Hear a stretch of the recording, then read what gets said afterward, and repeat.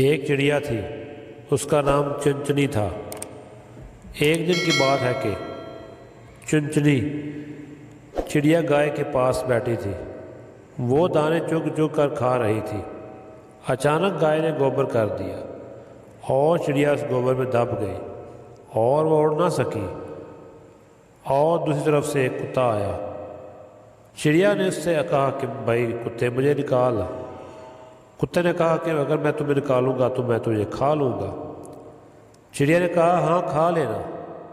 कुत्ते ने चिड़िया को गोबर से बाहर निकाला। अब चिड़िया ने कहा मुझे धो ले। कुत्ता चिड़िया को नल पर ले गया। वो चिड़िया को धोकर उसे खाने लगा। चिड़िया ने कहा मुझे सुखा ले, फिर खा लेना। कुत्ते ने चिड़िया को धूप में रख दिया। थोड़ी देर में चिड़िया के पर सूख गए और वो उड़ गई।